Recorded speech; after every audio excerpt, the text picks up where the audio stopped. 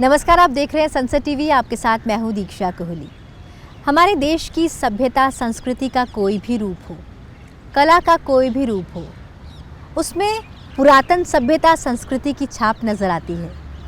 लेकिन क्या हो अगर आधुनिक भारत यानी कि डिजिटल इंडिया में उन कला के रूपों को डिजिटल कर दिया जाए?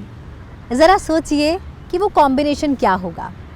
आज हम संवाद एक्सक्लूसिव में आपको एक ऐसे ही कलाकार से मिलवाने वाले हैं जो हमारी पुरातन सभ्यता संस्कृति को समेटे हुए इस डिजिटल युग में आगे लेकर आ रहे हैं और इस नवीनता के साथ प्रस्तुत करते हैं कि कला का ये अद्भुत संगम बेजोड़ हो जाता है।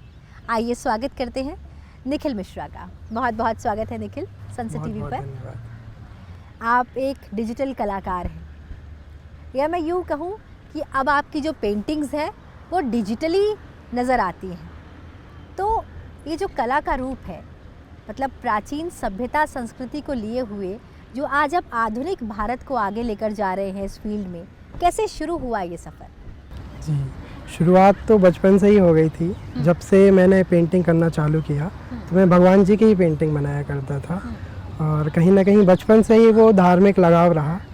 और जब मैं बड़ा हुआ, जब मैंने एनिमेशन और पेंटिंग को देखा तो मैंने कहा क्यों ना मैं वही स्वरूप जो मैं बचपन में बनाया करता था उसे और सीख के, उसे और अच्छा निखार के डिजिटल फॉर्म में कैसे बना सकता हूँ। तो मैंने बस अपना ही छोटा सा प्रयास किया और जो आपके सामने। मतलब कुल मिला के ये समझा जाए कि आप एक डिजिटल पेंटर हैं और आप बहुत स्पिरिचुअल हैं, तो आपकी एक स्पिरिचुअल जर्नी भी शुरू हुई इसके साथ। अयोध्या में रामलला की स्थापना और उसके साथ हर कोई रामलला की तस्वीर को देखने के लिए लालायित था। लेकिन ऐसे में आपने श्री राम जी की एक ऐसी छवि तैयार की, एक ऐसी डिजिटल पेंटिंग तैयार की कि हर कोई उसे देखे बिना रह ना पाया। क्या थी उसके पीछे की स्टोरी? कैसे आपने सोचा कि आप श्री राम जी की प्रतिमा बनाएं और कैसे आपने लोगों को उसके मोहपाश में बांध दिया? मैंने तो वो पेंटिंग केवल अपने लिए बनाई थी। मैं बस भजन सुन रहा था, भजन सुनते सुनते 20 मिनट में वो पेंटिंग तैयार हो गई। और वो पेंटिंग को मैंने जब देखा तो मुझे बहुत एक आत्मसंतुष्टि होता है ना, बहुत बहुत अच्छा मेरे को फ़ील हुआ। और मैंने बस उस पेंटिंग को सोशल मीडिया वगैरह में डाला और लोगों ने बहुत उसको प्यार दिया। आज भी इतने साल बाद भी वो पेंटिंग कहीं ना कहीं देखी जा रही है, तो ये मेरे लिए बहुत खुशी की बात है। देखिए, आज हमारे देश पे कई ऐसे कंटेंट क्रिएटर्स हैं जो आगे आ रहे हैं। हाल ही में कई कंटेंट क्रिएटर्स को एक अलग पहचान भी मिली, उन्हें अवार्ड भी मिला। आप भी कंटेंट को क्रिएट करते हैं, लेकिन आप ऐसा कंटेंट बनाएंगे, ये सोच कहाँ से आई? मैं एक्चुअली अपने जो आर्ट है, पेंटिंग है, इसको मैं कभी कंटेंट मानता ही नहीं हूँ। मैं बस ये मानता हूँ कि जो आपके अंदर जो चित्र चल रहे हैं वो आप कैसे एक कैनवास में उतार सकते हैं, अपने अंदर की जो भावना है उसे कैसे एक्सप्रेस कर सकते हैं। मैं बस अपना जो भी मेरे को फ़ील होता है मैं बस वो ड्रॉ करने की कोशिश करता हूँ। ये जो आर्ट है ये मैं अपने स्वांता सुखाय शब्द होता है, मैं उसके लिए करता हूँ। तो मेरे को जैसे भी जो अंदर से मनोभाव आते हैं मैं उसे चित्रित करने की कोशिश करता हूँ। तो बस मेरा एक ही प्रयास होता है कि मैं मेरे अंदर जो फ़ील हो रहा है कैसे मैं उसे कैप्चर कर पाऊँ, और शायद वही लोगों को वो फील ही कनेक्ट करता है। आपने मुझे बताया कि आपने शुरुआत जो है वो डिजिटल पेंटिंग से की। आपने क्या कभी ब्रश भी उठाया, कैनवास पर उकेरा, या सीधे डिजिटल पेंटिंग से शुरुआत? नहीं, मैं तो ऐसे बचपन से ही करता था। तो जो मेरे को पेन मिला, मैंने पेन से ड्राइंग करना चालू किया। ब्रश मिला, फिर ब्रश से भी ड्रॉ किया। बट जब मैं डिजिटल पेंटिंग की फील्ड में आया और जब मैंने स्टार्ट किया तो मुझे बहुत बहुत बहुत मज़ा आया इस आर्ट फॉर्म में। तो मैंने बस डिजिटल पेंटिंग की फील्ड को अपना लिया और उसी में काम करते आ रहा हूँ। निखिल, कुछ अपने बारे में बताइए। आप जबलपुर से आते हैं, आप क्या करते हैं अपने जीवन में, और दिनचर्या के तौर पर अगर मैं पूछूं पेंटिंग्स के अलावा आप क्या करते हैं अपने जीवन में? मैं एक्चुअली गांव से बिलोंग करता हूँ। मेरे गांव का नाम है कुंडेश्वर और हमारे गांव में कुंडेश्वर महादेव जी की प्रतिमा विराजित है, जो कि अत्यंत दुर्लभ है। बहुत मतलब उनके दर्शन करने में बहुत सुकून मिलता है और सौभाग्य मेरा कि मैं गांव में ही रह रहा हूं। और मेरा जो काम है वो मैं मतलब बड़ी बड़ी सिटी में ऐसा काम होता है, इसके लिए जॉब गांव में तो मिलती नहीं है। और मेरा बस सिंपल है, मेरे को जो भी फील होता है वो मैं ड्रॉ करे जा रहा हूँ। तो मेरे लिए एक सबसे पहले तो बहुत बड़ी बात है। और गांव में रह कर के भी मैं बहुत सारी चीज़ें कर रहा हूँ। क्या आपने इसके लिए कोई स्पेसिफिक कोर्स किया? क्योंकि हम आपकी कला देख पा रहे हैं, ये कला बिल्कुल अलग है। एक लाइट के साथ आप एक चित्रण देखते हैं, वो जो लाइट है वो बेसिकली पूरी चित्र का एक बॉर्डर क्रिएट करता है और उसी के बीच में वो पूरा चित्र उकेर देते हैं। आप कैसे कर पाते हैं? आपने इसके लिए क्या कोर्स किए?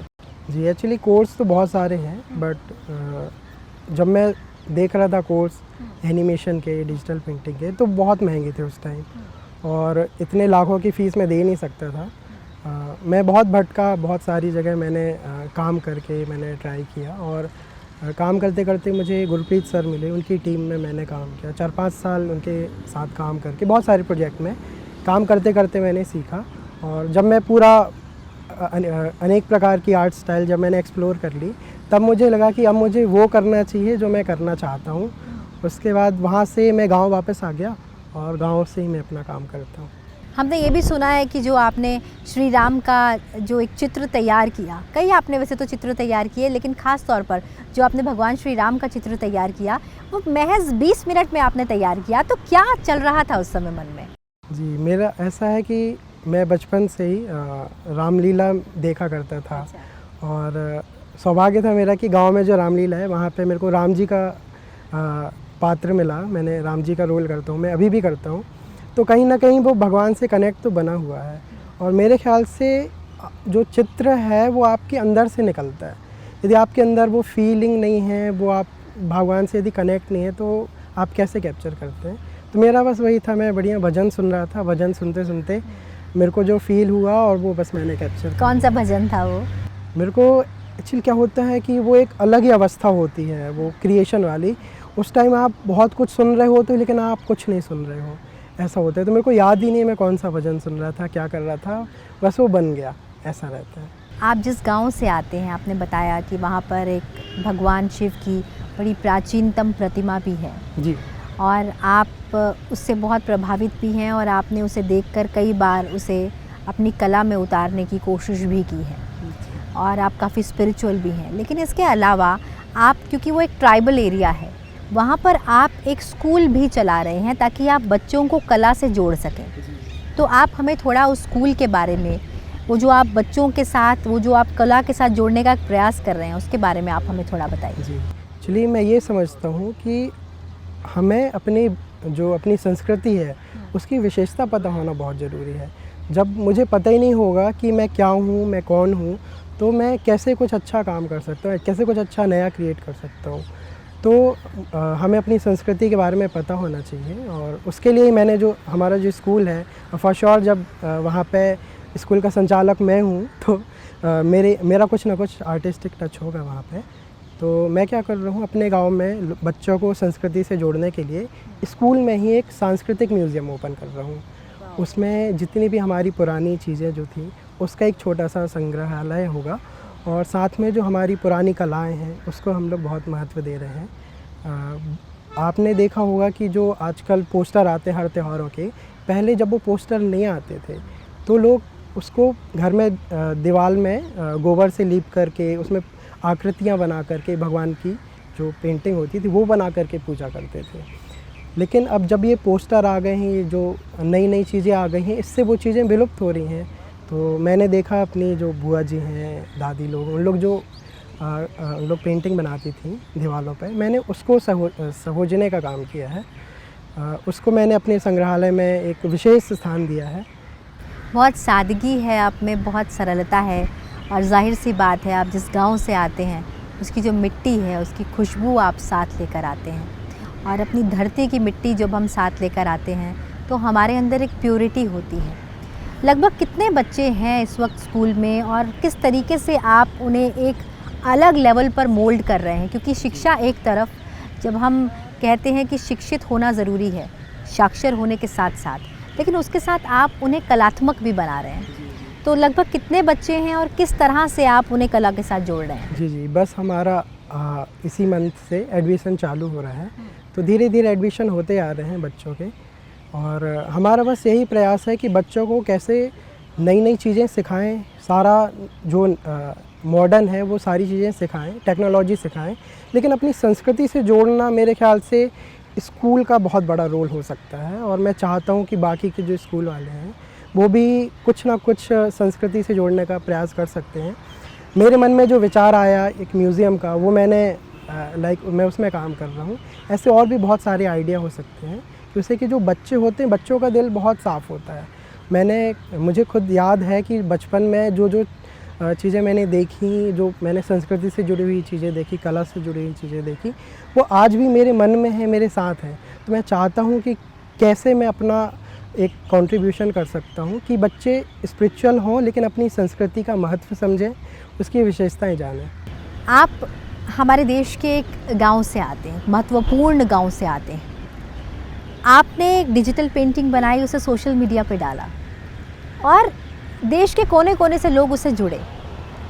यानी कि सोशल मीडिया का जो इम्पैक्ट है उसे आप कैसे देख रहे हैं? क्योंकि हमारे देश में आज सोशल मीडिया के कारण कई लोग एक दूसरे से कनेक्ट हो पा रहे हैं। ऐसे में आप इस बदलते रूप को कैसे देखते हैं और सोशल मीडिया के इम्पैक्ट को कैसे देखते हैं? सोशल मीडिया बहुत बड़ा माध्यम है।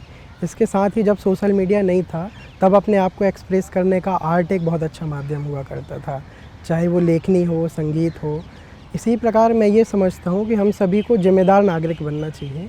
हम सभी को बहुत इसके बारे में विचार करना चाहिए कि हम सोशल मीडिया में क्या पोस्ट कर रहे हैं, अपन कैसा बिहेव कर रहे हैं और आपके हर एक काम का क्या इम्पैक्ट हो सकता है।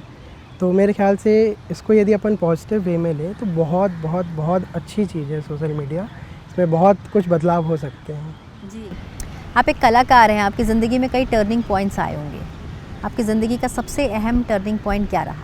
मैं जब आर्ट सीख रहा था और उस टाइम की बात है 2018 की, टर्निंग पॉइंट तो मैं वही बोलूँगा जब मैंने भगवान श्री राम का आर्ट बनाया। उस आर्ट को बनाने के बाद ही मुझ में बहुत कॉन्फिडेंस भी आया और बहुत जीवन में बहुत कुछ बदलाव हुए। तो एक वो बहुत बड़ा टर्निंग पॉइंट था। निखिल, कभी लगा नहीं कि एक अच्छा कलाकार हूँ, अच्छी पेंटिंग बनाता हूँ, तो क्यों ना मैं मुंबई या किसी बड़े मेट्रो सिटी में जाऊँ या विदेश जाऊँ या कहीं और जाऊँ, वहाँ जाकर अपनी पेंटिंग्स को सेल करूँ या प्रचार करूँ? एक्चुअली क्या है कि हम गांव के लोगों की एक बहुत सिंपल सी सोच रहती है कि पढ़ाई लिखाई कर लो लेकिन आओ वापस गांव में। तो हमारे एक्चुअली सिचुएशन ऐसी बनी कि जो हमारे माता हैं, पिताजी हैं, वो बीमार रहते हैं और उनको गांव में ही अच्छा लगता है, वो बाहर नहीं जाना चाहते। और मैं अकेला लड़का हूँ, तो मेरी जिम्मेदारी है कि उनको जो अच्छा लग रहा है उनकी सेवा करने के लिए।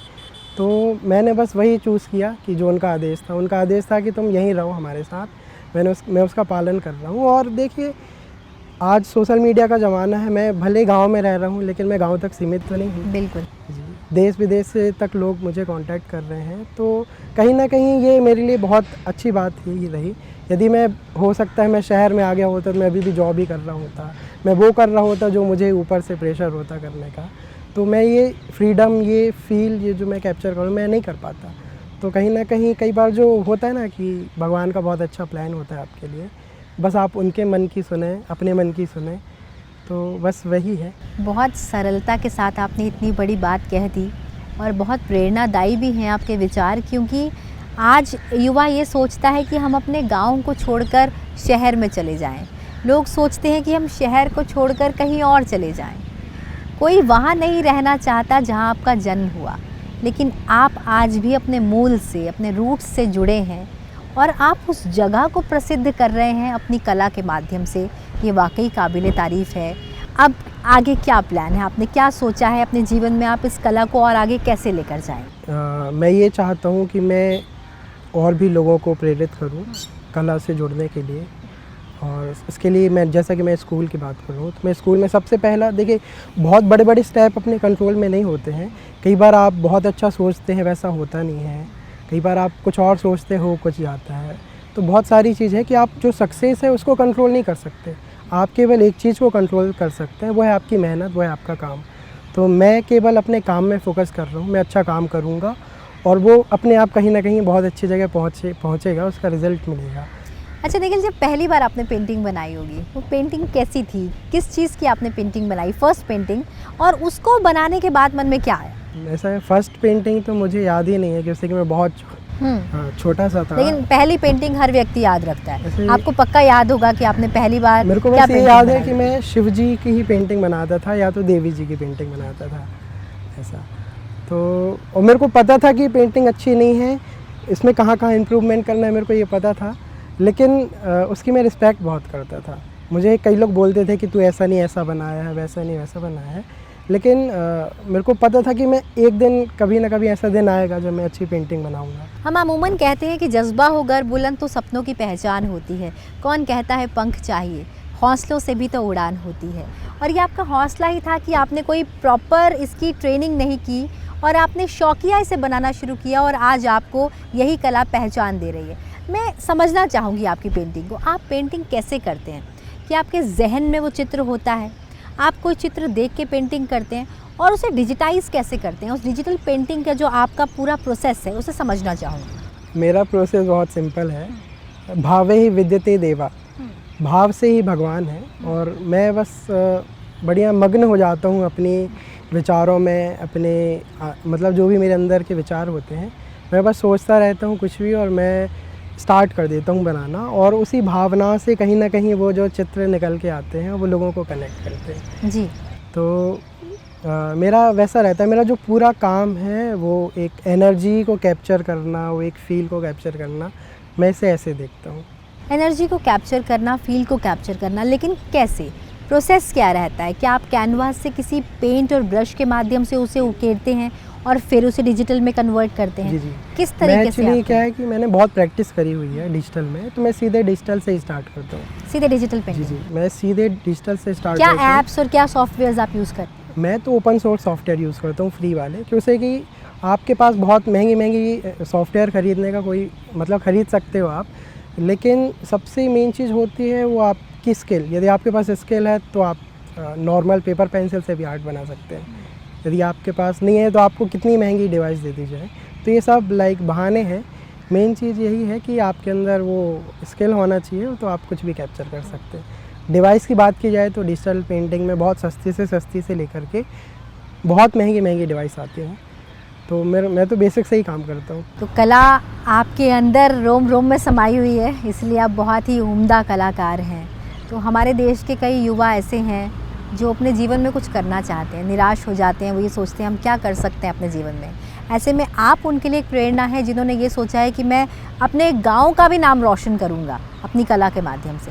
क्या संदेश देना चाहेंगे आप सनसेट टीवी के तमाम व्यूवर्स को? सबसे पहला तो यही संदेश देना चाहूँगा कि आप सबसे पहले जिम्मेदार नागरिक बने, वो बहुत ज़रूरी है। उसके बाद आप अपने अंदर का एनालाइज़ करिए कि आप किस चीज़ के लिए बने हैं, आपके अंदर क्या बेहतर है। जैसे कि हो सकता है कि आप बहुत सारी चीज़ें अच्छी कर रहे होंगे, बट उसमें कुछ ना कुछ एक बेस्ट होगा। उस बेस्ट को पहचानिए, उसमें काम करिए, उसमें मेहनत करिए और रिज़ल्ट आपको मिलेगा ज़रूर। अगले 5 साल के बाद हम आपको कहाँ देख पाएंगे? क्या लगता है, what is the future plan of yours? इस कला को आप कहाँ तक ले जाने की सोच रहे हैं अगले 5 वर्षों में? ऐसे सोचने की बात की जाए तो मैंने तो कभी ये भी नहीं सोचा था कि आज इतने बड़ा प्लेटफॉर्म मुझे मिलेगा। मैं बस काम करने में विश्वास रखता हूँ और जो काम है वो अपना काम करता रहता है। बिल्कुल निखिल, हम ये उम्मीद करते हैं जिस तरह से आपने सभी को एक संदेश दिया है, एक प्रेरणा दी है कि अगर हम किसी राह को तय कर लें, चुन लें कि हमें इस राह पर ही चलना है और चलते चलें, तो निश्चित रूप से हमें लक्ष्य की प्राप्ति हो जाएगी। आपने हमें अपना इतना कीमती समय दिया, उसके लिए बहुत बहुत धन्यवाद निखिल। थैंक यू सो और हम मच। ये उम्मीद करते हैं कि आने वाला समय आपका हो, आपको पूरी दुनिया एक अनोखे डिजिटल कलाकार के रूप में पहचाने और आपकी डिजिटल पेंटिंग से हमारे देश का नाम रोशन। बहुत बहुत धन्यवाद सनसेट टीवी पर आने के लिए।